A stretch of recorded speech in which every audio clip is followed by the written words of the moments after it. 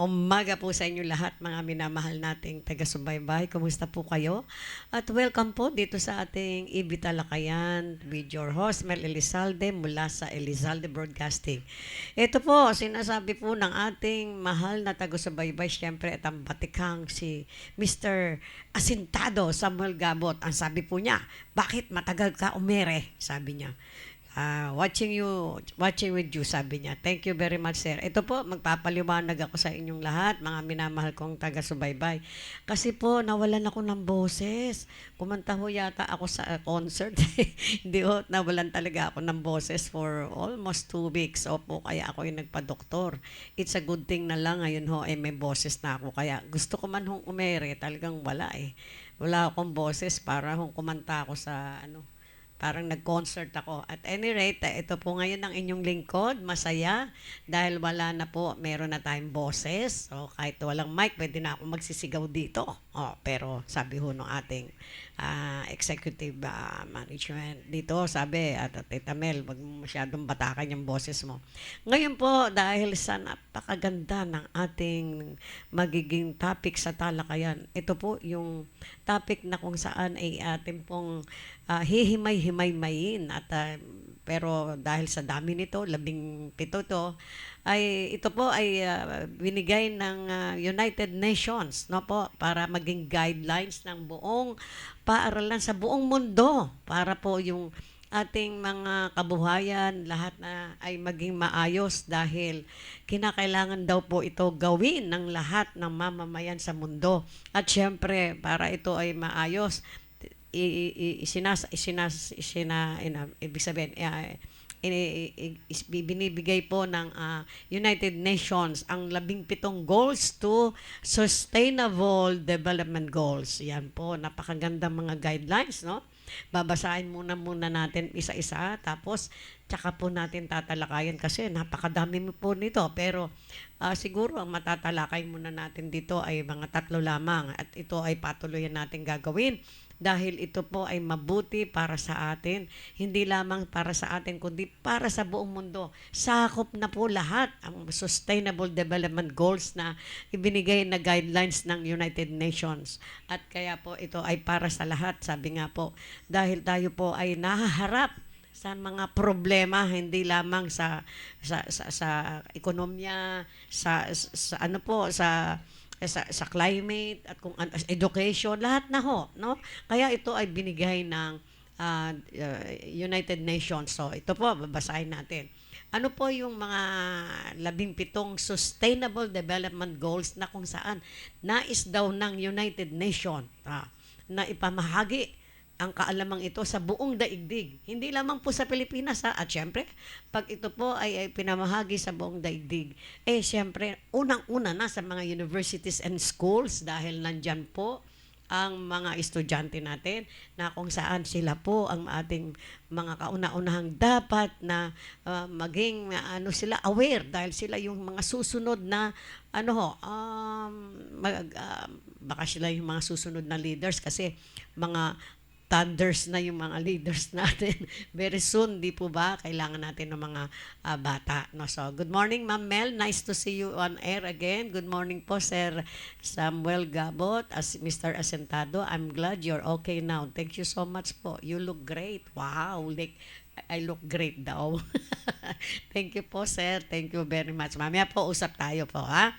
So, ayan po ang mga guidelines na 17 Sustainable Development Goals ay number 1, no poverty. Ganda, no? No poverty. Tapos, number 2, zero hunger. Siyempre, pag no poverty, zero yung walang nagugutom, hindi po ba? Pero bago ho natin tatalakayin, babasahin muna natin isa-isa. Number 3, good health and well-being. Number 4, building quality education. Number 5, gender equality. Number 6, clean water and sanitation. Number 7, affordable and clear energy. Number 8, decent work and economic growth. Number 9, industry, innovations, and infrastructure. Yan. Number 10, reduce inequality. Number 11, sustainable cities and communities. Number 12, responsible consumption production. Yan po ha. Number 13, climate action. Mm. And number 14, life below water. And number 15, life on land. Number 16, peace, justice, and strong institution.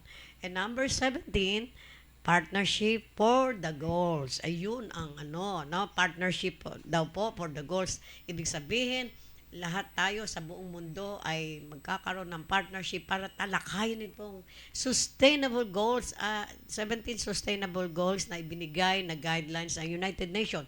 Dahil pag lahat po ng tao sa mundo, sa iba't ibang bahagi ng ng bansa, ng iba't ibang bansa, ay lahat po ito ay gagawin. Wow! Ang galing ho ang magiging buhay natin sa daigdig. At yung mga lingas-ngas na sinasabing very soon daw ang daigdig ay hindi na magandang tirhan. Baka tayo ay pumunta na sa ibang planeta. So, Mario Joseph, hindi po.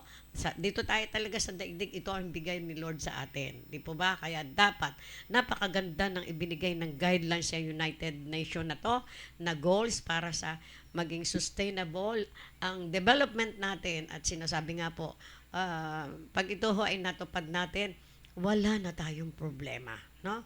Ibig sabihin, mababawasan kung hindi man mawala talaga ang mga problema natin. Lahat tayo dapat makaalam. At number one, ang dapat na makaalam, ang mga estudyante natin sapagkat sila yung mga bata pa ang isipan na ihuhubog pa lang, inuhuhubog sa magagandang kaisipan para sa pag-build ng ating nation. Napakaganda po, no? Pero ngayon, dahil binasa ko na po sa inyo ang 17 Sustainable Development Goals ng United Nations na guidelines para sa buong mundo, pipili muna tayo. Ano kaya ang maganda natin munang unahin dito? Para sa akin po kasi, dahil nagkakaproblema po tayo sa yung ating pong climate, no? Palagay ko po ang climate action, no? Ang ating munang unahin, no? Kasi malaking bahagi po ito ng problema sa mundo na ating ginagalawan kapag hindi po natin ito binigyan ng magandang, ng masinsinang pansin. Bakit po? Hindi nyo po ba napansin? Pag bumagyo, patay tayong lahat halos, no? Nakita nyo yung nangyari doon sa Yolanda, baka maulit po yan at nauulit na nga. Dahil meron po tayong mga kapabayaan sa climate, no? Nakakalimutan po natin ang kalinisan. Kung kaya't nababalahura, anak ng baka, balahura talaga ang nangyayari sa ating kapaligiran. Kung kaya't nagkakabara-bara yung ating mga kanal, yung ating mga tubig ay nagkakaroon ng mga hindi na safe na inumin, no? At pati yung mga kabundukan natin, anak ng baka, nakalbo na lahat, no? Bakit? May mga kasalanan ho dyan yung ibang tao na sobrang gustong magpayaman, puro bulsa nila ang iniintindi, pero hindi po nila nalalaman, o alam naman nila yon pero wala silang pakialam, anak ng baka. Dapat ho, hulihin niya, bitayin, no? Dahil, paparusahan niya ho ang sangkatauhan ng Pilipinas para lang siya yumaman, hukay siya ng hukay, kahit na yun na magiging daan upang magkaroon ng dilubyo, no? At makalbo yung ating mga yung ating mga kabundukan na kung saan ay pinagmumulan ng ating kabuhayan at syempre bakit ho kabuhayan? Puro fresh air ho ang nandyan. At saka yung mga puno na nagbibigay ng ating pagkain, no? Kakalbuhin nila dahil sila ay magma-mining, kung ano-ano pa ginagawa, no? Kesyo kung yung mga timber, yung mga ginagawa nila, yung pinuputol ang mga puno. Alam niyo po ba, sa bawat napuputol na puno, anak ng baka, matagal ho bago tayo makakuha na naman, makaandar ang puno para lumaki na siyang magiging sangkalan natin sa magandang weather, no? Kasi pag nakalbo yung mga puno na yan, naputo lahat, sino ho ang sisipsip ng mga tubig para ho wag magbaha dito sa ating bayan, no? Ay kaya ho nagkakanda baha-baha kalbo na kumbaga sa tao kalbo na ho yung ating yung ating kabundukan, no? At hindi lang 'yon, meron tayong mga higing-higing na sinasabi diyan daw sa may bandang norte. Anak ng baka, ay nakalbo nga yung mga ano diyan dahil pinagbili daw sa ibang bansa yung mga yung mga timber, yung mga kahoy na mula sa puno pinagbili doon sa ibang bansa para gamitin nila. Kita niyo po 'yan? Ba, magkaroon naman ho kayo ng ng konsensya sa mga pinagagagawa ninyo. Mayaman na nga kayo, hindi nyo madadala sa ano yan, sa impyerno. Sigurado, impyerno punta ng mga yan, no? Hindi nyo kayang dali sa impyerno yan, masusunog lang kayo lalo dyan. Yun po, nagbibiro lang tayo. Pero sa totoo lang, ang sama-sama ng loob ng ating mga kababayan. Lalo na po yung nakakaalam tungkol sa issue na to. Dahil napakahalaga po na maging aware po tayo sa climate action. Bakit? Para ho hindi lamang para sa inyo yan, para sa ating lahat, sa ating bansa at sa kabuuan, para sa mundo. Ha? Yan po. Di ba? Maganda ho yan. Napakaganda po ng ginawa ng United Nations. Binigyan po tayo ng Sustainable Development Goals na guidelines, no? Dahil hindi naman sa sinasabi siguro nilang mga tangi ay tayo o mga tanga tayo. Hindi po. Talagang ito ay hindi lamang para sa Pilipinas, kundi para sa buong mundo na dapat po ipamahagi natin sa ating pong mamamayan kahit na po yung mga natutulog dyan sa kalye. Maging aware po tayo. Kaya yung climate change po ang inuna natin, climate action, dahil ang nakikita ko po, yan ang ating napakalaking problema. Pagka umulan, sobra na. Sobra ang ulan, tapos bigla na lamang pong nagkakabaha-baha dahil sa katutak na basura dito sa sa kalunsuran. Doon sa probinsya, hindi gaano, pero ang nangyayari naman sa Klanan, nakakalbo naman ho yung mga pananim doon. Yan. Kaya nakakalungkot, no? Alam niyo po nung mga panahon daw ni ng ating mahal na national heroes, Dr. Jose Rizal. Napakaganda ng paligid, very green, no? Tsaka yung mga dagat, yung ilog Pasig noon. Anak ng baka, kitang-kita nyo siguro yung mga isda na naglalangoy. Ngayon na, pag pumunta kayo sa ilog Pasig, sumakay kayo ng yung ferry dyan. Ako, sumakay Miglay. Wala po akong makita, wala akong maanino kasi maaninaw dahil po madilim ang tubig. Bakit? Sobrang dumi, no? Baka pagka kayo ay nahulog doon, di kayo marunong lumangoy, hindi po kayo mamamatay sa sa lunod, mamatay kayo sa kadertehan ng tubig, no? Paano pa kung mga isda may mabubuhay pa ho kaya diyan na ating mapakikinabangan later on kapag ang tubig po sa ating mga ilog at karagatan ay marumi. Natural, wala. Sino mapeperwisyo? Di tayo. Di po ba?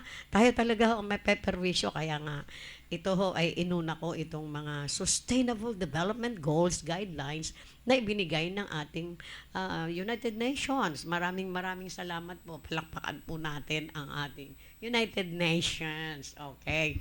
Talaga namang dapat to, pakinggan nyo to at saka ipamahagi sa ating mga kasambahay, lahat ng ating yung mga kasama sa bahay, lahat ng ating mga kaibigan, yung mga nakatambay diyan sa kahit na ho yung mga nagdudurog dyan, palagay ko kahit papano, pag nakausap natin yan, madali hong matakot yung mga nagdudurog, no? Sabihin nyo, sige, gusto mo malunod, magtapon ka ng basura. Yan, okay. Ma'am, yung puso, wag mo silang pagalitan. Wa-effect na yan sa mga ganid na politiko at opisyal ng gobyerno. Wow. Yan po si Sir Samuel Gabot, si Mr. Asintado, talagang aasintahin niya kayo pagka merong hindi maganda kayong ginagawa.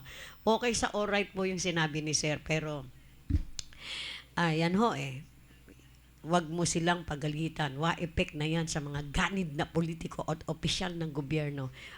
Opo, totoo yun, pero hindi naman po lahat. Kaya lang hindi ho tayo makapagsabi kasi kung sino-sino yan dahil, pero alam po ng taong bayan kung sino-sino yan. Bahala na kayo, no? Magmarites na lang tayo sa sarili natin. Huwag na natin silang marites sa buong bayan dahil baka bukas makalawa, mabaril pa tayo dyan eh. Di ba? Ganun talaga eh. Thanks to Miss Liberty Villar for watching. Salamat po, Miss Liberty Villar. At saka syempre, mga minamahal kong kadiskarte. Now is the time para po tayo ay maging aware sa climate change, climate action na atin pong gagawin. Tandaan nyo po ngayon, kita nyo, biglang uulan, mamayang konti, ang lamig-lamig, mamayang konti, biglang iinit. Masyado hong anong tinatawag na, ibang klase, hindi po noon nung mga nakaraan, a few years back, mga panahon pa ng ating mga magulang, napakaganda ng climate natin. Umulan man, okay sa alright. Umaraw man, okay din sa alright. Pero ngayon, wag ho kayo magpapaaraw beyond 10 o'clock in the morning sapagkat paso ang inyong mararamdaman, no? Iba na ho kasi nga, dahil nga naapektuhan ng climate change ang ating kapanahunan. Kaya, sino po ba ang maapektuhan yan? Sa pagkain, sa kalusugan, lahat-lahat na. Kaya maging aware po tayo, mga mga minamahal nating mga sumusubaybay sa ating talakayan. Yan po. At syempre, yung pangalawa nating gustong itapik dito sa 17 Sustainable Development Goals, guidelines ng United Nations ay walang iba kundi ang alin. Ito no, pagkatapos ng climate action, natural, good health and well-being. Bakit po natin sinasabi yan? Katulad nga ho ng mga nakaraang linggo, hindi ako good health bad health to. Kasi ako ay pinaos, nagkaroon ng konting phlegma. Siyempre, punta agad tayo sa doktor. Pero mga minamahal kong kadiskarte, kalungkot-lungkot po, narinig ko noon sa radyo nung isang beses. Sa Google ho yan, no? Yung mga doktor, inatake ho niya, sobra daw ho sumingil. Hindi naman ho lahat, diba? Pero, ang doktor na pinuntahan ko po dito sa Manila, talaga naman hong parang, ang galing. Pagkainom ko noon, medyo umupa ho yung aking pakiramdam. Pero ang problema po natin, yung ating mga minamahal na kababayan na pagkain lamang ay hindi malaman kung saan kukunin. How much more kung magkasakit at kailangan pumunta ng doktor. Yung PGH punong-puno na no? Paano kung kailangan na? Yan ho ang problema. Kaya nga sinasabi, good health and well-being, ang sabi nga po natin, mas maganda ho yung bago tayo magpa-doktor, tinitingnan natin yung ating kalusugan, nagiging aware tayo sa ating mga kinakain, no? Para hindi tayo magpa-doktor, ang gawin natin, kumain tayo ng prutas. Kung wala ko kayo makuha, umakyat kayo sa puno ng kapitbahay. Kami meron puno ng bayabas Nakita ko minsan ang daming bumabagsak sa lupa. Bago ako umalis, namumulat pa ako no. Kasi ang mahal po ng mga prutas ngayon. Anak ng baka, para hong ginto. Paano? Wala tayong pambili. Iisipin niyo muna magkano nga yung parang bibili na ako ng pagkain na para sa isang tanghalian parang ganon, di po ba? Ang lahat ho ng bagay, kahit na gusto natin magkaroon tayo ng good health and well-being, pero hindi naman po tayo maka-afford, that's the problem, no? Problema po yon dahil walang pera Yung number one po sa atin, sinasabi nga nila. Nako, ang pinakamadaling problema, pera. Sabi lang nyo ho yan, no? Kasi daw, pag wala kang pera, pwede kang mangutang. Sino naman ho ba magpapautang dito? Puro mga walang pera tao. Yun masakit Dope. Tsaka isa pa ho. Pag medyo hindi maganda yung background sa pera, I don't think so na may magpapayutang sa'yo. Di ba? So, paano natin i-maintain yung good health and well-being? Para po sa isang mahirap na kamukha natin, yun lang, maging aware po tayo sa iniinom po natin tubig. At syempre, parang doktor na ako nito no? Sabi ko kasi ng doktor ko nito, sa umaga, uminom kayo agad ng tubig na maligamgam bago kayo kumain ng kahit na ano. Yan tandaan nyo, magandang tip po yan. Ako, mula po nung ginagawa ko yan. Well, nakita ko po ang gagandahang naramdaman ko po ang kagandahan niyan sa kalusugan, no? Nagiging maayos ang pagdumi, no? At nagiging maganda o pakiramdam niyo, subukan niyo po yan. Pagkagising na umaga, mag-init kayo ng tubig, kalahating baso, mainit, lagyan niyo ng, yung kayang-kaya niyo po. At sigurado, mga 2 baso po, okay sa alright. Kaya nga sinasabi, good health and well-being, isa sa mga sustainable goals natin. Bakit po? Kasi alam nyo, mga minamahal nating taga-subaybay, kapag ka ang tao po, ang mamamayan ng isang bansa, ay puro malulusog. Hindi lamang po ang physical, kundi pati mental health, no? Malulusog tayong lahat. Walang mga baliw, no? Wala akong mga baliw na pag kinausap mo, iba yung sinasagot, no? Kasi mahalaga po yun na we are all, what? Healthy, physically, mentally, emotionally, ano pa? Lahat po ng li. Di ba? Maganda yon. Parang pag lahat po tayong mamamayan, hindi tayo mag-iisip ng katarantaduhan sa kapwa natin, magiging mabait po tayo, mapagbigay, at syempre hindi mandrugas, no? Talagang magiging happy ho tayo. Sabi nga po, be good, do good, and feel good. Ganda, no? 'Di ba? Sana gawin ho natin lahat 'yan. Pero hindi ho masyadong madaling gawin. Pero pag gagawin natin at pipiliin natin gawin 'yon, tayo rin po ang mabibenepisyuhan. Hindi lamang ang ating sarili, ang ating mga mahal sa buhay, ang komunidad nating kinabibilangan, at syempre, sa kabuuan, ang ating bayan. Tandaan niyo po, pagka good health and malusog ang lahat ng mamamayan ng ating bansa, maunlad po tayo. Totoo po yan. No? Alam niyo po, ang mga Pilipino, dami tayong mga leaders na mga matatalino. No? Kaya lang kailangan ay maging aware din sila sa yung maging malusog ang pag-iisip, no? Kasi minsan pag nag-iisip po ang tao na manglamang, minsan okay sa alright. Makakala nyo pag nakakalamang kayo, parating ganon. Wag ko kayo mandrugas, no? Kasi nilalamangan nyo yung tao. Nakatingin ho sa atin, may nakatingin sa atin doon sa taas. At hindi nyo madadala sa impyerno o sa langit man, kung sa langit nga kayo pupunta, ewan ko lang, no? Yung inyong pinag-iipon na yan na galing sa kasamaan. Kaya hanggang may oras pa, i-share nyo na yan sa bayan para maging maganda ang inyong kalusugan, mentally, physically, emotionally, lahat ng sabi ko nga, yan. Ganda, no? Kaya nga, natutuwa ho ako kasi alam niyo po kung sino nagbigay ng topic na to sa akin. Walang iba kundi yung magaling natin ditong kasama, anak ng baka. Pag nawala ho dito yan, ewan ko, sasara ko na to . Kasi ho, siya yung buhay dito sa ating kumpanya. Napakagaling na bata, si Mr. Chot Velasquez, ang ating management, executive manager. Talaga mahusay ho yan. Sabi niya sa akin, Tita Mel, ito talakayin mo. Binigay niya sa akin yung 17 na yan. Ikaw na bahala dyan kung paano mo gagawin. Pero talaga ho, magaling yung paano, kararating ko lang, di ko alam po, i-ere ko .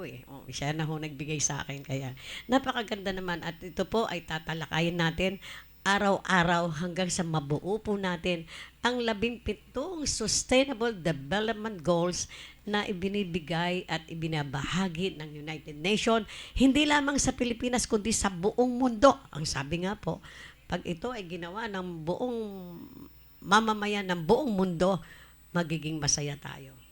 Happy tayo. Christmas everyday, no? Yan po. Pero bago yan, sabi ho ni Mr. Asentado Gabot, si Pastor Kibuloy ang isa sa mga baliw.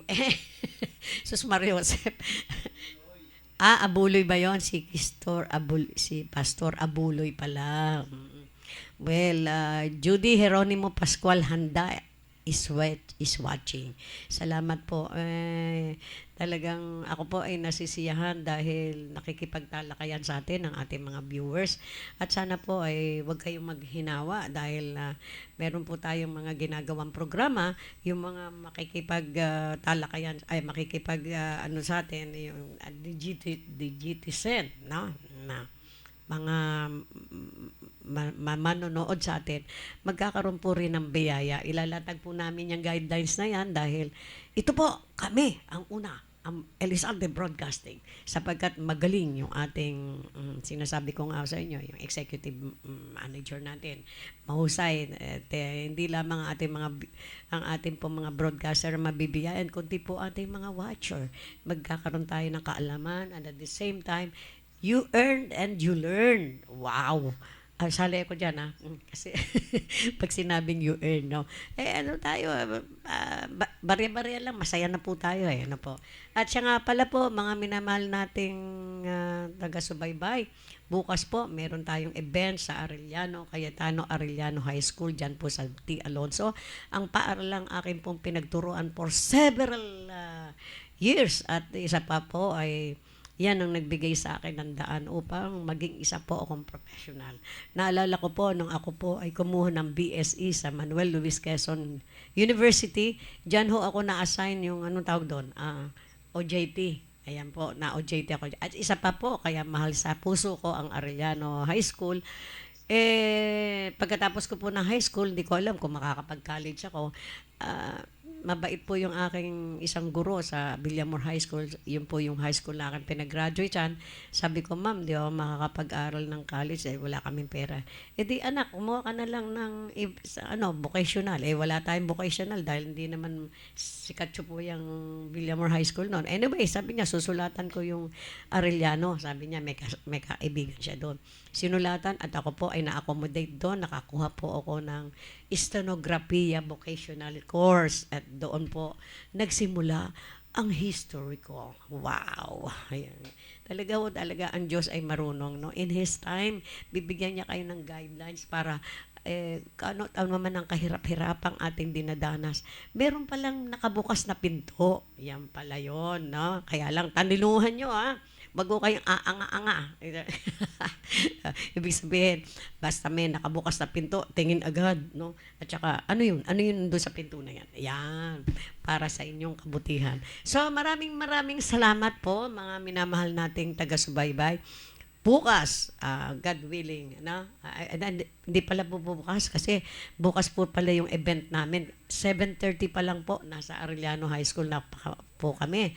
Dahil magpapabigay po tayo ng pamaskong handog from our foundation, IS Elizalde Foundation, on which we are using that foundation. And of course, we are accredited by DSWD. Huwag po kayo mag-alala, hindi po ito, ano yun?